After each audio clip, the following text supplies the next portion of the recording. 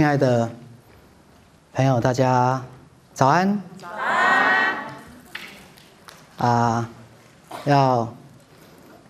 安。谢谢各位在冬天的星期天早上还来跟大家一起听讲座。那提醒大家一下，有手机，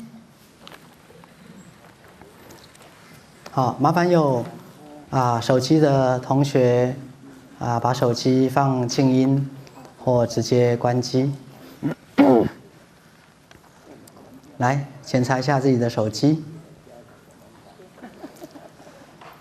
好，所以在天气转冷的早上，看到这个舞者这么有活力，那也提醒大家真的要活就要动要活就要动。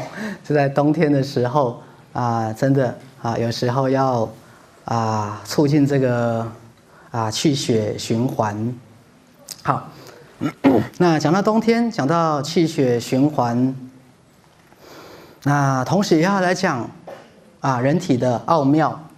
那因为大家知道赛斯心法是第一个非常强调信念创造实相。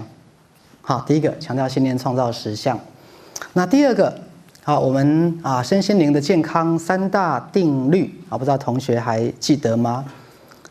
第一个是建立一个很正向的信念，相信身体天生是健康的。第二个，身体有伟大的自我疗愈力。第三个，身体是心灵的一面镜子。好，所以如果从第三点来讲，上帝不可能创造出一个完全像无敌铁金刚，而且永远不生病的肉体给我们，因为它就没有办法作为一个所谓的 biofeedback， 所谓的生物回馈。生物回馈的意思是说，既然我们是来地球来学习、出差、旅游、学习、考察兼玩耍，那么身体必须作为灵魂的一个 biofeedback，好，一个生理回馈的机制，意思是说，身体也必须反映出我们的心理状态。所以有时候，当我们的身体出问题的时候，当然现代人都会从物质的因素、饮食的因素去做调整，但是在赛斯身心灵观念里面，其实我们最强调的是，当身体生病的时候，当然，生活作息、饮食因素、营养素 ，OK 没有问题，你可以去做调整。但是最重要的是，你要调整你的心境，你要调整你的心理状态，你要调整你的负能量，就是你这阵子的压力大不大，你过得开不开心。好，所以身体作为一个 real biofeedback 及时的生理回馈，以便让我们看到我们要调整的方向。好，所以身体不只是宇宙给予我们的一个非常慷慨的一个赠品。好，宇宙无条件的赐予我们这个身体，同时身体还具有很高的智慧，身体还具有引导我们如何回到生命的一个健康快乐的道路。好，这点听起来很矛盾。身体的生病其实是要让你回到健康。好，我常打一个比喻各位，如果你开车假设你开在这个高速公路上，高速行驶的时候，如果你偏离车道了，好，你会发现什么现象？你会发现咚咚咚咚咚，因为车道跟车道之间有那个好，会让你感觉到震动的。那这个震动的东西是要干嘛？提醒你回到你原来的车道。好，那如果现在有智慧车型的话，就会告诉车主，请不要打瞌睡，请回到你正常的车道上面。好，这就是所谓的 feedback 回馈的意思。那同样的，身体也是一样。所以身体的生病，其实不是要你建立了一个错误的信念，就是身体是脆弱的，身体是容易生病的，身体对病毒细菌没有抵抗力。它不是要给你这个信念，各位，它不是要给你这个信念。甚至我还是要讲哈，虽然我是医生，我还是要讲，以赛斯身心灵观念的角度，我们真正要走的健康道路是激发身体天生的免疫力。来，这里我先讲一个故事。之前许医师门诊有一个癌症的病人来看我，那他是被诊断做了切片，是属于乳癌的管腔2期，管腔2期的癌症。那后来他就开始做了医学的这个方面的手术他没有做手术，后来他的医生跟他评估，那他可能就是开始做这个荷尔蒙疗法，因为他的癌症最适合的是荷尔蒙疗法。那同时接触赛斯心法，同时来看许医师。那后来他是固定回去他的这个乳癌的医生那边做追踪。那这个上礼拜他又来看我，很愉悦的表情跟我说，许医师很开心我这一次回去做超音波，这个管腔2期的癌症，忘记了肿瘤大概几公分他说上一次已经缩小1半到2/3，这一次回去已经几乎完全缩小到看不到了。然后他的医生也很高兴。那各位，有时候医生很高兴，就会跟你讲一句话，就是不管你现在在做什么，继续做下去就对了。不管你现在在做什么，继续做下去就对了，因为有效。那他的医生就跟他讲，他说很恭喜你。你一般来讲，癌症的治疗分很多阶段，比如说其中一个阶段就是手术切除的治疗，再来下个阶段可能是做放射治疗，对于附近转移的部分，再来做可能是化学治疗，做远端的转移的部分，或是未来做预防复发的部分。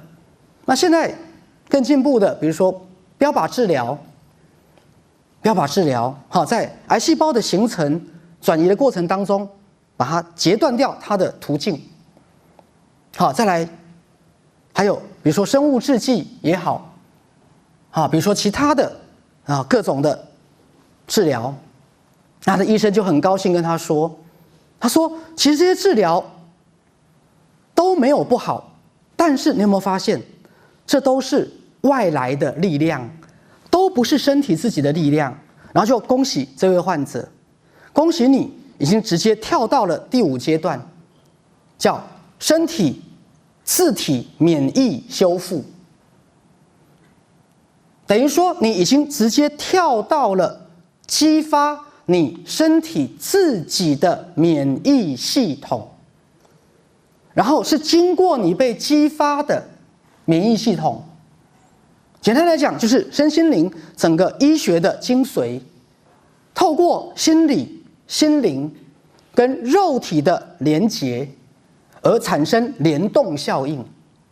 联动效应，那联动效应是什么？各位很简单，你可能半夜看到美国纳斯达克指数大涨，第二天你就预期台湾的股市可能会大涨，这就是联动效应。OK， 所以他医生跟他讲，恭喜你直接跳到第5阶段。叫自体免疫修复功能，就是你现在的癌症主要疗愈的关键，不是来自开刀，也不是来自化学治疗，也不是来自放射治疗，是来自你的身体自己已经发动它的免疫功能，然后你的身体的免疫自体修复已经开始修复你受损的细胞，而且已经开始在驱逐或消灭你身上的癌细胞。来，各位，这才是身心灵医学追求的方向。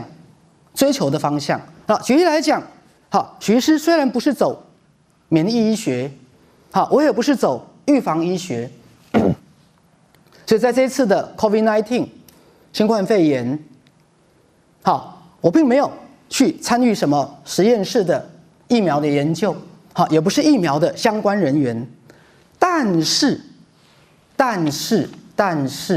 从身心灵医学的角度，我不认为我所能做到的是更小。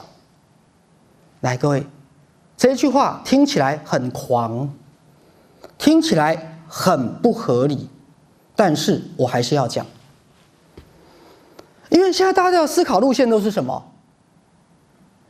借由打疫苗激起自己的身体的被动免疫。当然，我不会去反对各位注射疫苗，我不会去反对，因为反对的会是猪头。事实上，你不会有勇气去反对的，不容易，尤其是身为医疗人员，所以我不会去反对预防注射。但是从许医师进入赛斯心法身心灵医学34年的钻研，跟无数的临床上的这样的一个磨练，我想带领或启动的有点类似像刚才癌症的疗愈，直接跳到第5个阶段，叫自体免疫修复。当然，预防注射是取病原体的某一个部分，来强迫注射到人体里面，来强迫人体产生免疫力。但是在身心灵医学的角度来讲，我们是在激发身体本来就存在的潜能。自古到今，人类依然强壮健康，活到今天。人类的族群并没有因为外在的病毒细菌而导致被灭种，并没有。而在赛斯的身心灵医学里面，这意味着本来人的免疫系统就具有不断的 update 的功能。来，各位，比如说你们有买Tesla 的电动车，像现在很多的电动车，它是每次原厂有新的科技，它就直接在你的电脑 update。或比如说未来的手机，也许不用整台手机换，它只要把你的程式功能再提升就好了。好，那我们回到人体，其实人体本来就是一个不断的进化、不断的 update 的一个功能，所以身体不但不是只是一个生物性的产物，在赛斯身心灵的医学里面，身体也是具有灵性的力量。好，这就是跟我们现在的科学跟医学不一样的观点了。不一样的观点，这个不一样的观点是我们认为身体具有自我演化之功能，它是一个智慧体，它不是只是一台机器。身体是具有智慧的，所以它会自动修正，它会自动更新，自动更新。好，各位，就像你们知道，现在 Google 地图是很聪明的。好，你20分钟前查 Google 地图跟20分钟后是不一样的，它永远即时反映出即时路况。来，身体也是一样，身体其实是具有面对外在环境及时回应的一个功能。来，所以这个功能它会随着我们心境的改善，甚至随着我们对所谓的灵性的提升。好，虽然我很不喜欢灵性提升这4个字，好像我们本来有多低落一样。好，我只能说开启了人本来天生具有的潜能。好，像赛斯心法说，人内我天生具有爱、智慧、慈悲、创造力、喜悦跟什么神通。这神通包含了就是身体的自我免疫修复功能。好，这被许医师归类在神通这一类。神通这一类，就是身体的自体免疫修复功能。好，所以为什么我刚才讲了一句似乎各位觉得很不合理，甚至有点狂的一句话？好，你们私下认识我，其实是很谦虚的，好不好？那只是大家在讲台上看到的错误形象。好了，所以我刚讲，今天各位打疫苗我没有意见 ，OK， 很好。但是我真的想推动的方向，或是真的我能尽绵薄之力的，就隐藏在我刚讲的内我的这些特质里面：爱、智慧、慈悲、创造力、喜悦跟神通。而这个神通里面就包含了所谓的身体的潜能，就是我今天说的身体的免疫自我修复功能，甚至免疫的自我提升功能。那其中就包含了在是身心灵医学里面，就是各位不管你今天打了疫苗了没有，你打的疫苗到底对你有没有效，你打了疫苗之后你产生了免疫力了没有，我都要各位去启动心灵的这部分的能力。因为当你启动了，那么我刚讲了身心灵的身体跟心理的这个联动机制，它就改变了，来，各位看我这边，不要看去上厕所的，请把眼睛回到我这里，回到我的手。身体就人家只是去上个厕所，稍微有点年纪了，你们要这样子吗？好，身体的自体免疫提升功能，所以以赛斯身心灵的医学角度来讲，我个人是走这个方向的。我刚刚讲，我并没有参加疫苗的研发，我也不是那方面的专业人才，但是我觉得我能对民众所做的，各位仔细看，我认为有一天不亚于那条道路能够对大家造成的帮助。我讲得很谦虚，我叫做不亚于，你懂那个谦虚的意思吗？我内心觉得根本就是这才是真正要走的道路啦。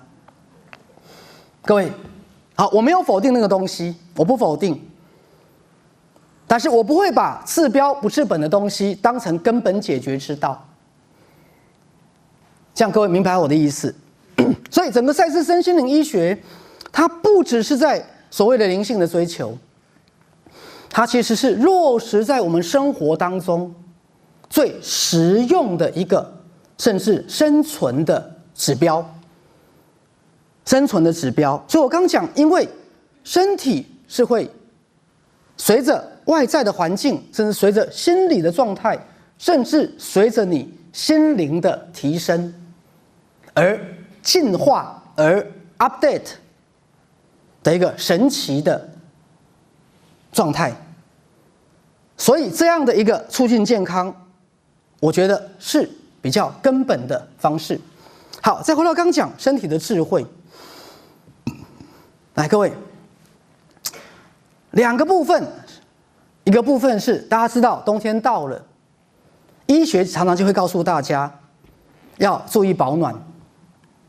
第二个，冬天也是非常多的慢性病容易产生的时候。来，什么样的慢性病？比如高血压或心血管疾病，对，或是所谓的中风。好，通常在冬天容易发生。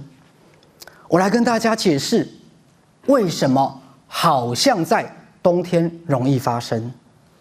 可是当我说为什么它在冬天容易发生的时候，各位你要知道，我们画的重点是不一样的。可能你画的重点是冬天很危险，身体在冬天容易中风。我画的重点不一样，等一下我让大家知道为什么不一样。我刚刚讲过，身体是一个有智慧的东西，它会随着外在的气温而调整它的血流的速度，甚至调整血液的浓度。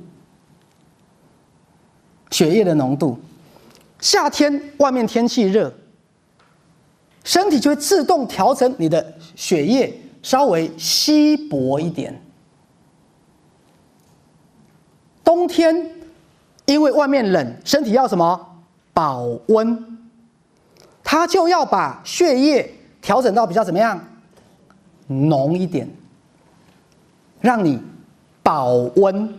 来，各位知道，好，来，热汤容易保温还是清汤？当然，清汤上面不能浮一层油哈，先讲好。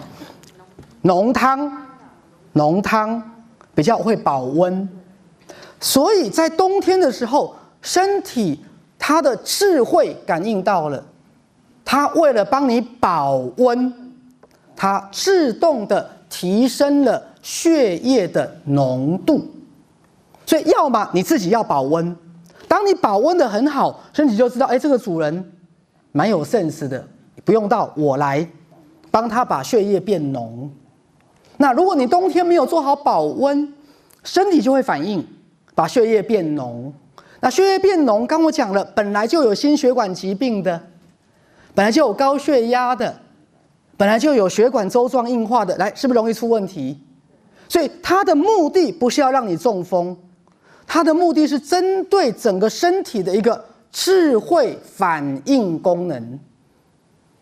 好，所以两个部分，你冬天因为大家喜欢在温暖的床里面，不喜欢起来尿尿，各位请改变一下习惯好不好？该起来尿尿还是要尿尿。那因为冬天你不想起来尿尿，就会少喝水。可是这个是错的。你为了增加血液的流动性，其实你冬天反而要记得补充水分。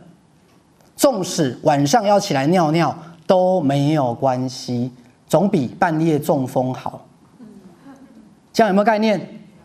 所以第一个，冬天不要忘记水分的补充，因为大家到了冬天不喜欢跑厕所，因为裤子脱下来屁股凉凉的。来，不要怕屁股凉哈。好，所以你要补充水分，半夜不要起来害怕跑厕所。第二个，冬天要注意保暖，你让你的身体知道，它不用把血液变浓，来让你的vital organ 你的重要的器官你的肢体保持它的活动性。因为如果你冬天血液循环不好，请问会不会影响到活动力？你容易跌倒啊，你卡把没当照啊，你血液循环不好，尤其是本来又有糖尿病的人，本来周边循环就不好的人你其实反而更要来加强你血液的循环。好，所以像刚才我们这些舞蹈老师这个我觉得是很好的。好，可是大家有没有发现，有时候我们年纪越大越不动啊？这时候我就要称赞一下我们高丽文同学，来举手，牙丘，他是我们的典范。我们高同学会使讲你几岁不？80岁啊，80岁了，一个礼拜运动4天。他一个礼拜去跳舞4天，每次跳2个小时，来给他鼓掌。所以人家为什么80岁看起来这么可爱？每个礼拜运动4天，跳舞，老师带着跳，没有在休息的2个小时跳满哦，跳好跳满哦，各位，然后跟着老师带。好，每个礼拜4天，每次2小时。人家今天80岁，可以这么可爱，不是没有理由的；可以这么健康，不是没有理由的，对不对？好，所以各位，促进血液循环。那运动，学士常讲，很简单，2种运动，一种是增加循环，有氧嘛，到让你有点喘，有氧；一种就是重训，增加你的肌肉量，预防骨质疏松。一个是针对心血管系统，就是有氧，心血管系统；针对循环，就是运动到有点喘，这叫有氧；一个就是肌力训练，抵抗重力的。好，各位没事跳跳也好啊，抵抗重力的，好，没事跳跳也好。抵抗重力的运动就会自动告诉你的身体，你要增加骨密度了，你要增加肌肉量。对，所以重力训练增加肌肉量，增加骨密度，不会骨质疏松。因为当你有在做重量训练，身体就会觉得，我要增加密度来支撑应付它的重力的对抗，有没有？各位知道，骨质疏松最厉害的就是太空人啊！太空人在无重力环境之下回到地球，骨密度减少30%啊！太空人都几岁？都很年轻，20、30岁、30、40岁吧，都是最强壮的不然你怎么上太空？难道会送给老病残的上太空吗？又不是做科学实验，不是嘛？能上太空一定都是最强壮的。可是，在无重力环境之下回来，骨密度，你在太空待久一点，骨密度损失30%。为什么？太空不需要重力啊，只要漂浮就可以啦。太空需要重力吗？太空没有重力啊，就漂浮就好啦。啊，漂浮要骨密度吗？就不用骨密度了。所以各位，有需要的东西才会存在。好，有需要的东西才会存在。所以以前有一个相对于达尔文的天择论的另外一个理论，大家国中如果学过的话，叫用进废退。用进废退还记得吗？有用的人往前，没有用的人往后退。不是啦，不是这么解释的。有用的东西你就会不断的进步、进化，没有用的东西就会退步。各位，很正常啊。你有在使用的肌肉，就会很强壮啊。通通没有在使用的肌肉，就会变得很弱啊，不是吗？所以用进废退其实没有错。好，骨密度也是，骨密度就要让身体知道你需要额外的负重力来增加你的骨头。那么身体作为一个 real biofeedback， 立刻的生理回馈，它就知道它要增加骨密度。那如果你没有先给身体这个讯息，来，徐师再讲一句实话，你吃再多的钙质，你补充再多的营养素，你只是白花钱，你只是白花钱。因为身体根本就不吸收，因为它吸收的也没用啊，因为你没有让它有用啊。来，各位理解了吗？那我们再回到冬天，身体为了保暖，自动让血液变浓的这件事。来，徐师要说的是，你要把身体视为一个智慧体，它始终反映出周遭的气温、气压，甚至辐射量、温度、湿度。各位，它始终反映出你的心理状态。所以在赛斯身心灵医学里面，照顾好自己的心，因为这是大家现在都还没有具有的观念。照顾好你的心，照顾好你的情绪，照顾好你活得快不快乐，才是最重要的预防医学，甚至才是最重要的治疗医学。各位，才是最重要的治疗医学。好，所以你们怎么回到这样的一个思维的角度来？那徐医师再从这个思维的角度切到我们今天的主题。哈哈，我没有忘记要讲主题哈。是有这么感动吗？讲了半天就是不讲主题哈。怎么样？怎么样？怎么样？好，来，爱与慈悲，放手是最好的祝福。刚刚我们施家主任有提到哈，在去年的此时，就是你伤心断肠时，是吗？哈。可是总是要伤心断肠后，才能找到下一段幸福嘛。那你现在幸福吗？你幸福吗？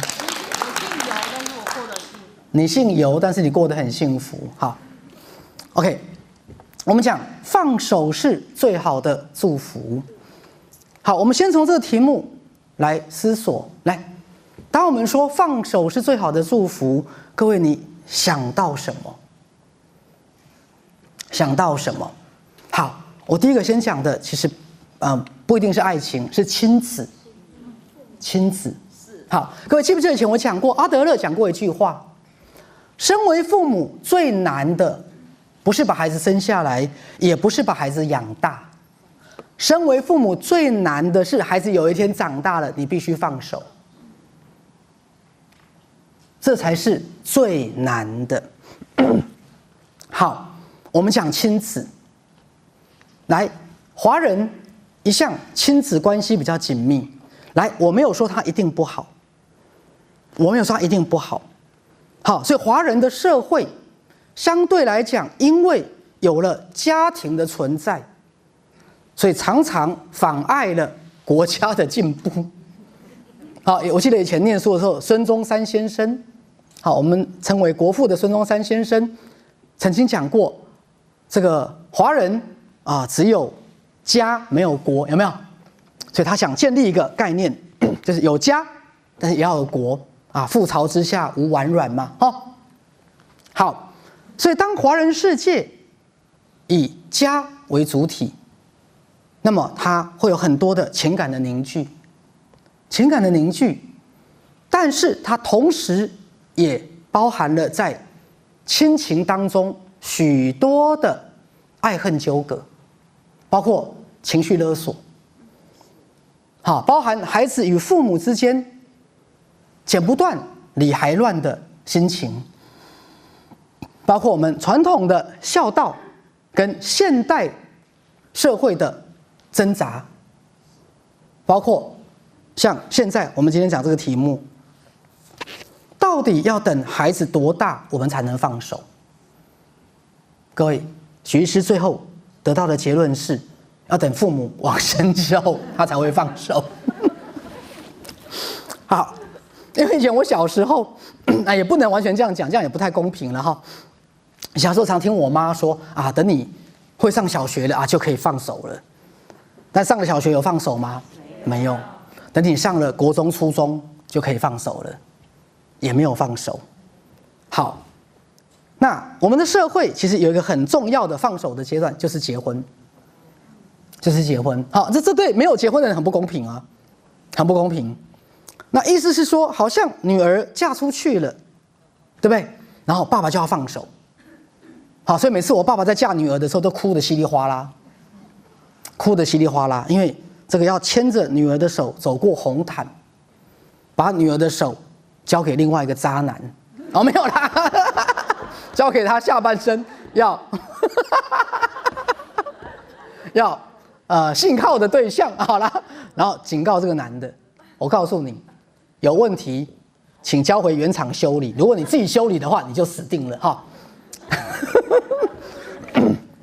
牵着女儿的手，把它交给到另外一个男人的手上，然后告诉另外一个男人，接下来就交棒换你来照顾他未来的幸福了。好，这是放手。但是儿子就不愿意放手，儿子就想把媳妇也抓进来，所以一个是投奔自由，一个是自投罗网。好啦，这是笑话，跟同学拼命在点头。好，那儿子就不容易放手，那可能对妈妈来讲，儿子再怎么大都是什么？妈妈的宝贝。好，那这也是造成很多孤儿寡母的困扰，因为这个妈妈就开始跟太太在拔河了，甚至以前不是还有一个故事吗？一人拔一边，然后看看能不能切两半，一人分一半。好，所以许多的婚姻当中遇到，如果这个家庭的爸爸妈妈不放手，那么你的先生主要是他的儿子，还是主要是你老公？来，我们又回到这个问题了。当妈妈跟太太掉到水里面，你会先救谁？两难。各位，我们又回到这个无聊的笑话：妈妈跟太太掉到水里，可是我们很少问先生跟你女孩子哈，女性。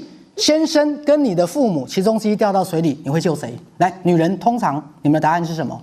小孩。没有小孩，小孩是你自己推下去的好不好？不要告诉我小孩这个答案，没有这个答案。先生或你的自己的父母掉到水里，你会救谁？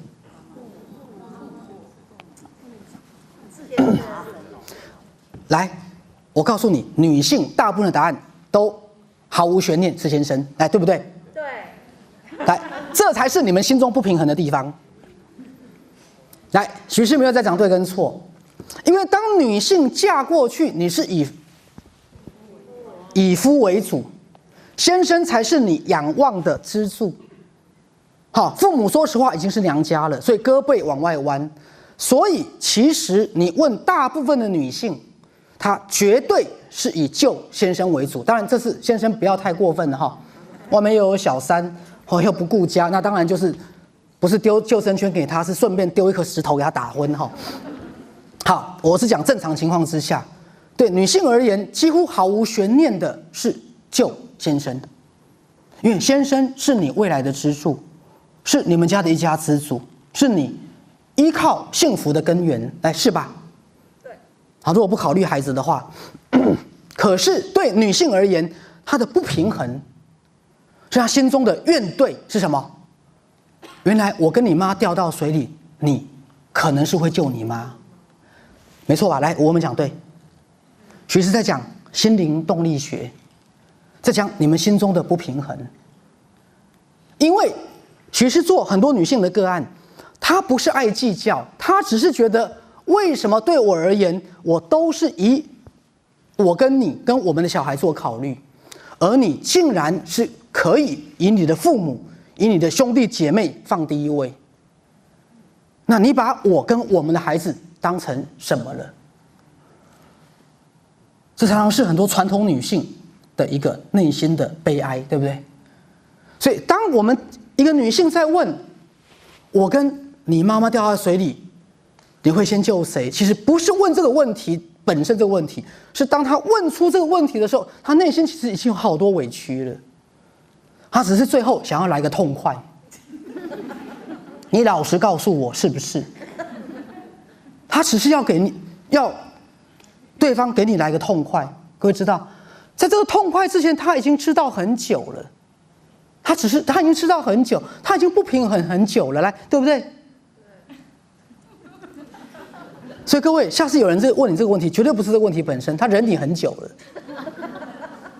他忍你很久，这样明白这个意思哈？好，然后我们再回到放手。当孩子长大，父母要放手，其实不容易。其实放手包含两个层面，一个是你相信他以后可以振翅高飞，然后飞得很远，飞得很顺吗？对，这是第一个。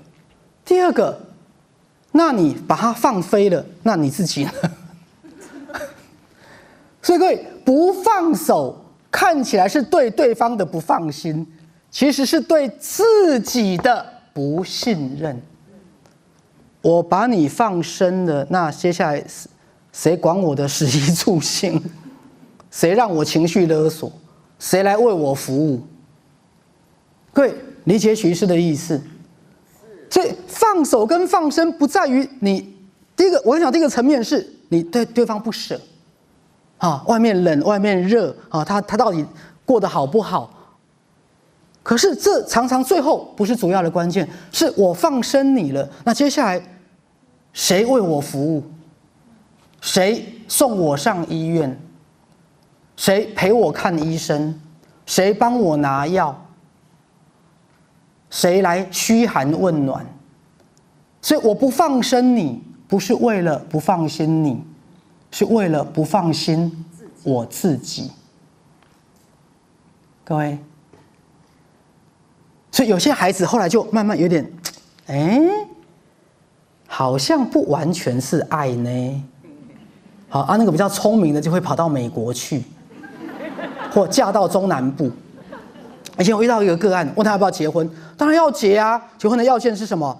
离家超过100公里。我曾经有个个案，他就下定决心，在明年3、4月一定要跟太太、跟女儿，女儿2岁搬离开家。那我说搬离开家有什么条件吗？有条件，开车至少半小时。因为其他的太太的姐妹都很聪明，都至少离家100里，100里电话要急救到人也就凉了。各位，不是菜凉了，就人就凉了，凉了就不用太多后续的了。讲各位，所以要等凉了，好不好？好，怎么这样讲不能乱讲？各位，离家至少100里，然后后来他现在要搬出去，就说至少开车30分钟。为什么？因为这样太太才不会在丈母娘一通电话随抠随到，随抠随到，然后太太已经快要崩溃了。因为现在女人又很辛苦，要负责娘家，要负责自己的家，又要负责夫家，简直就变成8爪章鱼。好，再回到刚讲，所以所谓的放手，到最后，当然我们对对方会是一个不舍，可是其实他反观回来是自己没有准备好。我可以少了这个拐杖吗？我可以少了这个依赖吗？来，等一下徐师还要讲另外一种放手，就是我们最后所有的人要不要放手？你一定要走，你一定要离开这个世界。有一天你一定会面临往生，往生就算你的亲人、你的小孩紧紧握着你的手，往生之后手一定要怎么样？一定要松开。不管这一双手曾经在你出生的时候抱过你，曾经在半夜你哭闹的时候拿过奶瓶给你，这双手牵过你上学，牵过你走过红毯，这双手在你创业的时候、买房子的时候帮你出过头期款，或也买了房子给你，最后在急诊室、在病房或在家里，你牵着这双手，这双手终究要放开，因为人断气的时候，手会松开，手会松开。各位亲爱的观众朋友，大家好。当社会上这么多的媒体带着这么多的恐惧、偏见与限制的资讯的时候，你是否问过自己，什么才能让你跟全家人及孩子们能够得到正向的能量，能够对未来充满了期待跟喜悦，而活出生命的独特平安跟自在呢？为了这个目的，我们成立了赛斯网络公益电视台，就是希望为全世界的人类提供一个向内觉察、传递正能量，协助每一个人都能把我们内在的正能量、我们的内我的爱、智慧、慈悲、创造力、喜悦跟潜能打开，让我们的社会更和谐，来活出身心灵平衡健康的人生。而这10几年来，赛斯网络公益电视台一共自播了身心灵的公益讲座、读书会近2000场，而我们所有的时事健康节目也近100集。如果您喜欢我们的节目，支持我们的理念，希望您一起来支持我们的赛斯网络公益电视台。而您的小小的捐款，能够让我们大大的出力，能够让我们为这个社会尽每个人能尽的一己的力量。希望您能够与我们一同来参与这样的行列。再次的谢谢你。